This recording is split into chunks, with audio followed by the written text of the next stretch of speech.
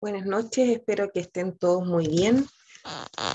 Esta clase corresponde a proceso de atención de enfermería, cirrosis hepática, y el objetivo de esta presentación es poder identificar la fisiopatología de la cirrosis, reconocer los signos y síntomas de esta patología y además identificar los cuidados de enfermería en el paciente que tiene cirrosis hepática. A modo de introducción, podemos mencionar que la cirrosis hepática es una patología crónica que afecta al hígado y dentro de sus causas encontramos principalmente el consumo de alcohol, episodios agudos de hepatitis que pueden provocar necrosis del órgano y además procesos o patologías de origen biliar que pueden provocar cambios estructurales y funcionales en este órgano.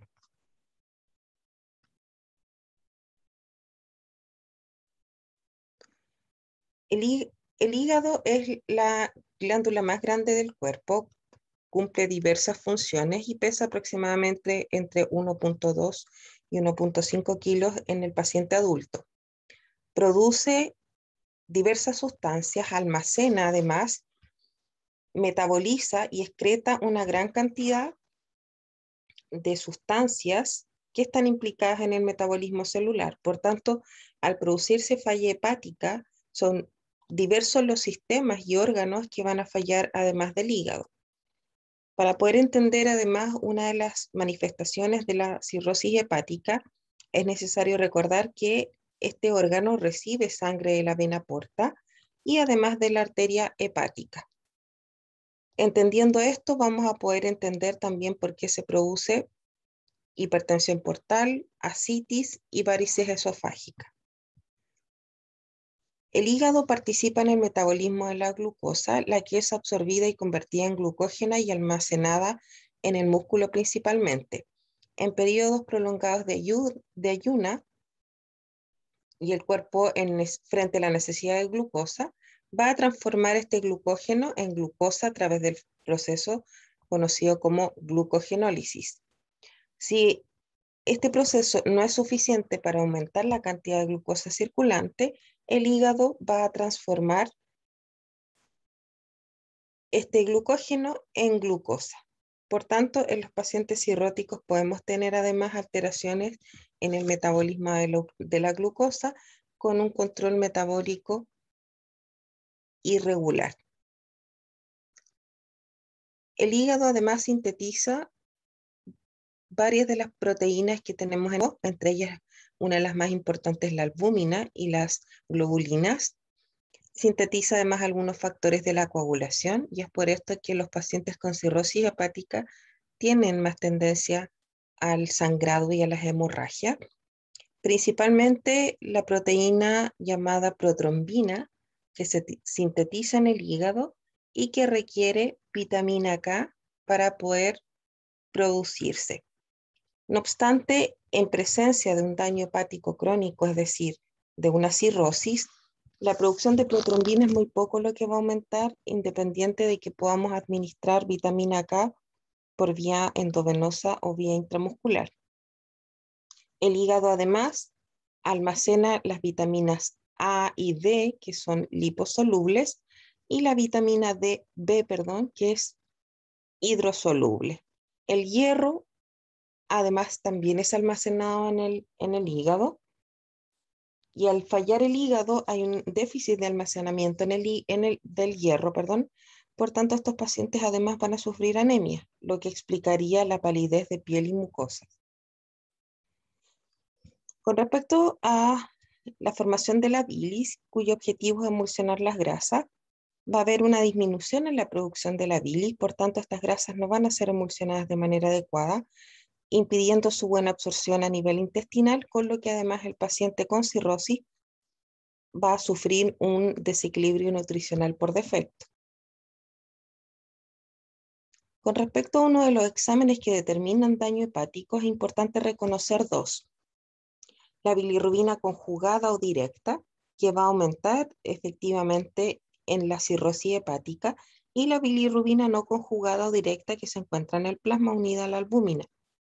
esta bilirrubina, la indirecta o no conjugada, no se eleva en daño hepático crónico, sino que más bien en otras patologías.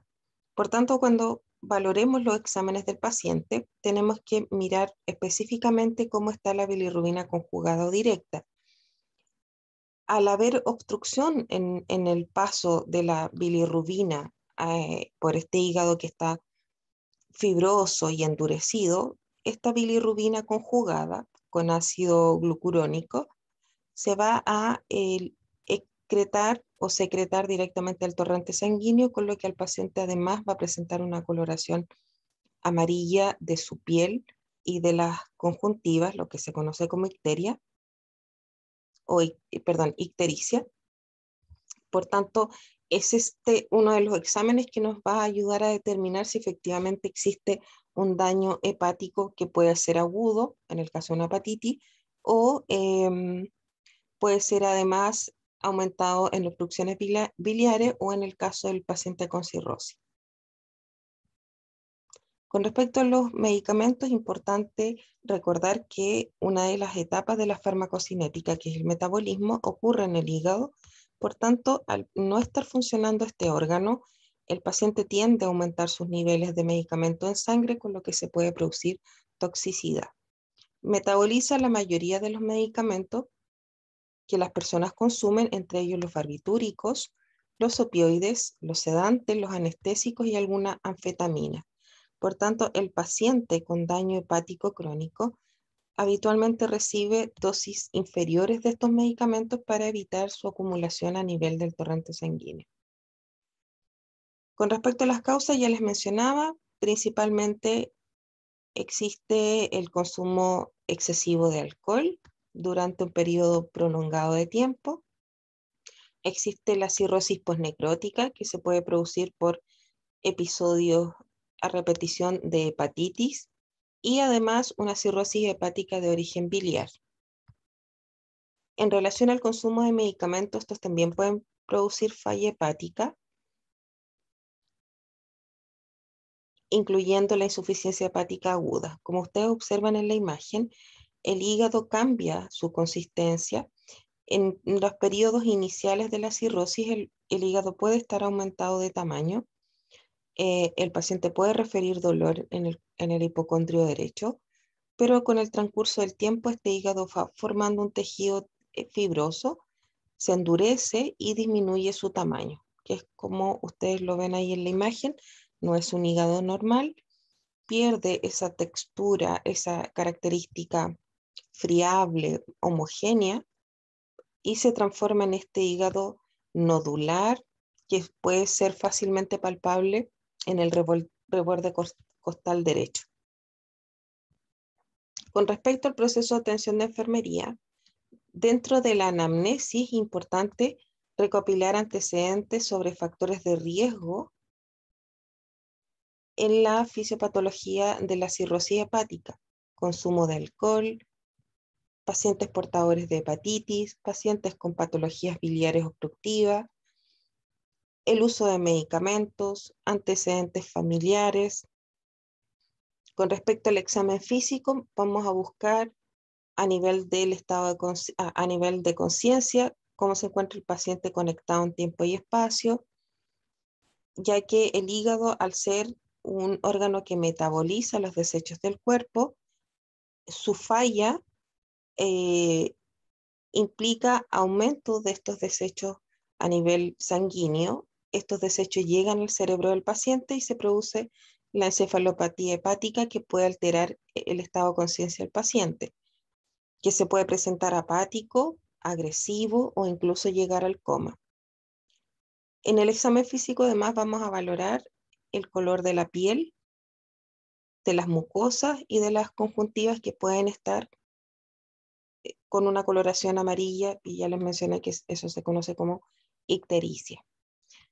El paciente además va a sufrir prurito de la piel por estos desechos que el cuerpo no está eliminando. Por tanto, además pueden haber lesiones asociadas al rascado. A nivel del tórax podemos identificar arañas vasculares o telangiectasias que se producen por aumento de la presión de la vena porta. A nivel del abdomen vamos a valorar la presencia de ascitis y en las extremidades pérdida de masa muscular. Es importante señalar que los pacientes con alcoholismo tienden a estar desnutridos en cuanto al consumo de proteínas y de calorías. Por tanto, hay una pérdida de masa muscular. Esta misma mala ingesta de proteínas sumado a la mala producción de albúmina, lo que hace es disminuir la presión oncótica dentro del torrente sanguíneo, lo que va a favorecer la salida de plasma desde el intravascular al espacio intersticial y específicamente al peritoneo, lo que va a producir este aumento de volumen del abdomen conocido como ascitis. En otras partes del cuerpo también se puede producir edema, aunque el edema facial es poco frecuente. Puede haber edema a nivel de las extremidades inferiores y en la zona sacra. Vamos además a valorar la presencia de sangrados, ya que hay una disminución de la protrombina. Y con respecto a la protrombina, es importante señalar que es parte de uno de los exámenes de sangre que se deben tomar al paciente con cirrosis, además del tiempo de tromboplastina parcial activado, TTPA o TTPK. El tiempo de protrombina lo que hace es evaluar la función de la vía extrínseca y de la vía común de la cascada de coagulación. Su valor normal del tiempo de protrombina es de 10 a 14 segundos. Y esto es lo que se demora el cuerpo en coagular. Por tanto, este paciente con cirrosis va a tener aumentado este tiempo de protrombina hasta 6 veces por sobre el valor normal, es decir, de 10 a 14 segundos, que sería lo normal. Este paciente puede tener hasta 6 veces este valor aumentado y eso significa que el cuerpo se va a demorar más tiempo en coagular, lo que favorece la aparición de hemorragias. Con respecto al examen de tiempo de tromboplastina parcial activado, que es menos específico que el tiempo de protrombina, este examen, el tiempo de tromboplastina parcial activado, TTPA o TTPK, es de 25 a 45 segundos. Este examen va a medir la vía intrínseca de la cascada de coagulación, por tanto no es tan específico para evaluar daño hepático. Frente a la presencia de la alteración de estos exámenes hay que tener máxima precaución con la probabilidad de que el paciente pueda sangrar, evitando sobre todo las punciones intramusculares y las punciones arteriales. Con respecto al control de signos vitales, es importante evaluar la presión arterial, la frecuencia cardíaca, la temperatura, porque además estos pacientes pueden hacer procesos infecciosos, la saturación de oxígeno y la presencia de dolor. Esta imagen es una imagen característica de un paciente con cirrosis. Observen, por favor, el aumento de volumen que tiene a nivel del abdomen. Esto es lo que se conoce como ascitis. Si alcanzan a mirar bien en la imagen, al paciente se alcanzan a visualizar las venas dilatadas en el abdomen. Es un abdomen que además puede comprimir el diafragma, impidiendo una correcta respiración del paciente. Observen además las extremidades que están muy enflaquecidas con pérdida de masa muscular. Esta misma pérdida de masa muscular se puede observar en las extremidades inferiores. Entonces, estos pacientes, dentro de la sintomatología, van a presentar, y es lo que vamos a buscar en la valoración, síntomas de hipertensión portal, como las arañas vasculares o telangiectasias que se pueden observar en el tórax, la ascitis, las varices esofágicas, que también son producto de la hipertensión portal. Recuerden que la vena porta pasa por dentro del hígado y al estar este hígado duro, fibroso, aumenta la presión de la vena, no permite que haya una buena circulación venosa y esa misma presión se va a transmitir a las venas del esófago y se producen las varices esofágicas, que son iguales que las venas varicosas que ustedes pueden observar en las piernas, pero estas se observan a nivel del esófago. Obviamente estas no son visibles a simple vista, el paciente requiere una endoscopía para identificar la presencia de las varices esofágicas. Y la encefalopatía hepática, que se mide en grados, va desde el grado 1 al grado 4, y el 4 es el más grave cuando el paciente ya está muy descompensado y llega incluso al coma. Con respecto a las varices esofágicas, es la principal causa de sangrado en estos pacientes, ya que frente a cualquier esfuerzo el paciente puede sufrir la rotura de estas varices esofágicas y sangrar de manera descontrolada. Sumado a esto, además, el paciente tiene alteración de los factores de coagulación, lo que puede comprometer incluso la vida del paciente. De los exámenes complementarios, el hemograma, vamos a identificar la presencia de anemia con disminución del hematocrito. Puede haber aumento de los leucocitos, lo que indicaría un proceso infeccioso, ya que este líquido que se almacena o que eh, que se acumula en el peritoneo, que es la citis, pues puede infectarse y el paciente va a hacer además una peritonitis bacteriana. NUS y CREA son exámenes que indican cómo está el riñón, ya que en el caso de los pacientes con ascitis, este volumen que está en el peritoneo sale del torrente sanguíneo. Por tanto, los pacientes se comportan como si estuvieran en hipovolemia, aunque en realidad no están en hipovolemia, sino que este líquido pasó a un tercer espacio, que es la cavidad peritoneal, y con eso el riñón empieza a sufrir una mala perfusión. Como respuesta, el paciente retiene agua y sodio, lo que va a empeorar este cuadro de ascitis, ya que como no hay albúminas en el torrente sanguíneo, hay una mala presión oncótica, hay una disminución de la presión oncótica, y por más volumen que se le administre al paciente o él mismo retenga agua y sodio, el vaso sanguíneo es incapaz de contener dentro de su lumen este volumen y va a pasar a la cavidad peritoneal, con lo que va a aumentar la ascitis. Por tanto, el nitrógeno ureico en sangre o la creatinemia pueden estar alterados en las últimas etapas de la cirrosis, ya que puede haber falla renal. Con respecto a las pruebas de coagulación, las más importantes que les mencioné es el tiempo de protrombina, y un poco menos específica sería el TTPA o TTPK. Con respecto al perfil lipídico, estos pacientes pueden tener alteraciones a nivel de sus lípidos sanguíneos, que incluye el perfil lipídico, el colesterol total, colesterol HDL, el LDL y los triglicéridos. Y con respecto a las pruebas hepáticas, las transaminasas pueden estar elevadas y la bilirrubina directa o conjugada. Con respecto a los exámenes imagenológicos, la ecoabdominal junto a la sintomatología del paciente más los exámenes de laboratorio son los que finalmente determinan el diagnóstico. Se puede realizar además una radiografía de tórax para determinar la presencia de derrame pleural y una radiografía de abdomen. Con respecto a los diagnósticos, estos 4 serían los más importantes. El deterioro de la integridad tisular, ya que el paciente presenta prurito o picazón, junto al edema, y esta piel se puede deteriorar producto de que el paciente se puede rascar y dañar la integridad cutánea. Otro de los diagnósticos sería exceso de volumen de líquido relacionado con ascitis y manifestado por edema.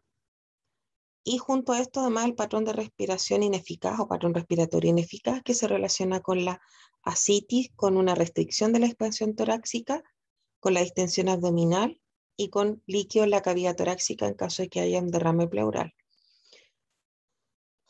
Y en cuarto lugar estaría el riesgo elevado de lesión relacionado con los mecanismos alterados de coagulación y nivel alterado de conciencia, es decir, el paciente tendría riesgo de sangrado y riesgo de sufrir lesiones producto de la alteración de conciencia.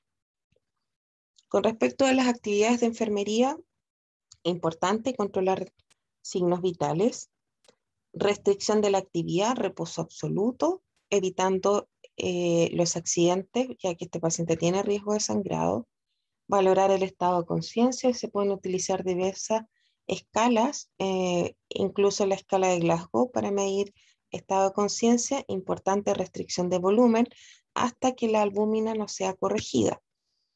Porque recuerden que el paciente, si toma mucho líquido, ese volumen va a pasar igual a la cavidad peritoneal. Balance hídrico, por lo menos cada 12 horas, evitar los medicamentos hepatotóxicos, vigilar la aparición de sangrados y valorar el patrón respiratorio, manteniendo siempre el paciente en una posición semisentado. ¿Qué vamos a evaluar finalmente? El estado de conciencia del paciente, lo que nos va a orientar con respecto a la eficacia de nuestras intervenciones. El balance hídrico, que debiera inicialmente estar negativo para evitar el exceso de volumen de líquido. El paciente además debiera presentar un patrón respiratorio normal y no evidenciar la presencia de sangrado. Con respecto al tratamiento médico, los pacientes tienden a sufrir acidez, ya que hay una disminución en el movimiento intestinal, producto también de la citis. Los diuréticos ahorradores de potasio, ya que estos pacientes producen un exceso de aldosterona, lo que aumenta las pérdidas de potasio. Por tanto, dentro de los diuréticos ahorradores de potasio, porque además queremos eliminar el volumen que el paciente tiene, se utiliza la espironolactona. Hay que suplementar además con las vitaminas que el paciente no está almacenando en su hígado. La administración de lactulosa, que es un evacuante intestinal, ya que al nivel del intestino existen bacterias que van a producir productos de desecho, y este hígado, al no poder metabolizarlos, lo que va a pasar es que estos compuestos de desecho se van a acumular a nivel del torrente sanguíneo. Por tanto, sí, es importante que el paciente mantenga un buen tránsito intestinal. La neomicina, que es un antibiótico, lo que hace es disminuir la carga bacteriana a nivel del intestino, precisamente por lo que les mencioné recién, evitando que estas bacterias produzcan, valga la redundancia, productos de desecho. Y la vitamina K, que de preferencia debiera ser endovenosa para aumentar la producción de protrombina, aunque en los estadios más avanzados de la cirrosis, la verdad es que la respuesta a la vitamina K es muy poca, y en ese caso lo que hay que hacer es transfundir plasma al paciente para poder suplir los factores de coagulación que este paciente no está produciendo. La paracentesis es un procedimiento, se los dejo porque aquí el personal de enfermería tiene la responsabilidad de preparar y controlar al paciente. Es un procedimiento médico que consiste principalmente en evacuar el líquido acítico. La punción se realiza de preferencia en el flanco izquierdo, ya que en el flanco derecho tenemos la vena cava inferior, que puede ser puncionada accidentalmente. Y la idea es drenar una cantidad de líquido que permita que el paciente pueda respirar con menor dificultad. Este sistema, una vez que el médico realiza la punción, se puede conectar a un trocar, a un catéter venoso periférico, a un equipo de infusión venosa, y recolectarse en un recipiente estéril para poder ir midiendo cuánto se va drenando. De este líquido además se deben tomar muestras para enviarlas al laboratorio en busca de presencia de infección, o lo más probable es que encontremos incluso proteínas en este líquido acítico.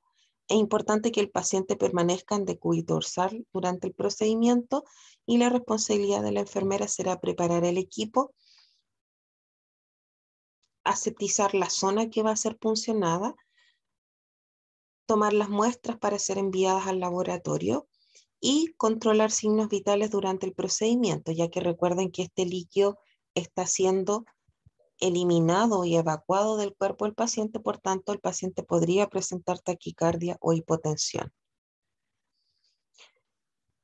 La enfermera y el enfermero o el enfermero deben además preocuparse de que el paciente, si está en condiciones y está consciente y conectado, firme el consentimiento informado. Además, es responsabilidad del profesional medir, describir y registrar el líquido drenado, y vigilar el sitio de punción, ya que una vez que se retira el catéter, cuando ya se ha eliminado cierta cantidad de líquido, queda un sitio de punción en el abdomen y eso debe cubrirse con gas estéril y vigilar la aparición de sangrado o de filtraciones de líquido acítico. Y por último, la sonda Senstaken, que yo espero que la puedan revisar en el laboratorio, que es una sonda que se usa para, en el fondo, como ustedes ven en la imagen aquí, controlar el sangrado esofágico. Esta sonda consta de 2 balones, se introduce por la nariz, igual que una sonda nasogástrica, pero a diferencia de la sonda nasogástrica, esta sonda tiene varios lúmenes, por lo menos 3 lúmenes. En este caso, aquí hay más lúmenes, pero en general las sondas tienen tres lúmenes, uno que es para drenar el contenido del estómago, ya que al sangrar el paciente desde sus varices esofágicas, esa sangre va a llegar al estómago y el paciente la va a digerir.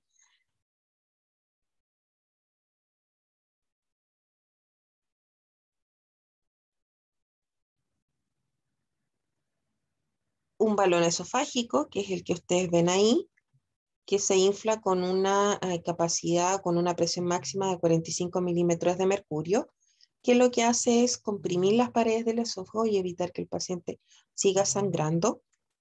Y el balón gástrico, que lo que hace es actuar como tope o ancla a nivel del cardia, evitando que la sonda se desplace.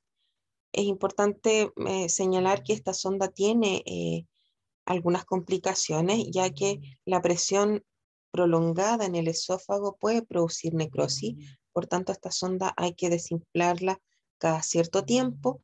Si el balón gástrico se llega a desinflar, la sonda va a subir en el esófago del paciente, pudiendo comprimir incluso la vía aérea. Por tanto, es responsabilidad de la enfermera o el enfermero controlar el desinflado permanente de la sonda, cuando se retira la sonda, cuando ya no hay evidencia de sangrado. Ahora, lo ideal es realizar una endoscopía de urgencia para hacer escleroterapia, es decir, estas varices que están sangrando deben ser cauterizadas, pero si lamentablemente no se cuenta con un especialista de urgencia, se puede optar por esta sonda. Entonces, finalmente, con respecto a la cirrosis, recordar que es una patología crónica que afecta al hígado. Dentro de las principales causas está el consumo de alcohol, la cirrosis postnecrótica y la cirrosis de origen biliar. Con respecto a la sintomatología, los más relevantes tienen que ver con el sangrado que el paciente puede sufrir producto de la disminución de la protrombina. Hay además anemia, trastornos gastrointestinales, hay presencia de arañas vasculares a nivel del tórax, ascitis, que es producto de la hipertensión portal, disminución de la masa muscular de las extremidades y además edema en las extremidades inferiores de preferencia y en la zona sacra. De los exámenes alterados, podemos ver un hemograma alterado con anemia o aumento de leucocitos en caso de infección, tiempo de protrombina que va a estar aumentado, recuerden que el valor normal es de 10 a 14 segundos, va a haber además un aumento de la bilirrubina conjugada, puede haber además alteración del nitrógeno ureico en sangre que va a aumentar y de la creatinemia. Puede haber además aumento de la transaminasa, que son producidas por el hígado y que son indicadores de falla hepática, y de los exámenes imagenológicos, principalmente la ecografía abdominal para hacer el diagnóstico. De los diagnósticos de enfermería, uno de los más importantes es la alteración del patrón ventilatorio relacionado con ascitis, el exceso de volumen de líquido, la alteración de la integridad cutánea y el riesgo de lesión relacionado con alteración de los factores de coagulación y relacionado además con alteraciones de nivel de conciencia. Dentro de las intervenciones de enfermería, valorar el patrón respiratorio, se administra oxígeno en caso necesario, siempre el paciente semisentado.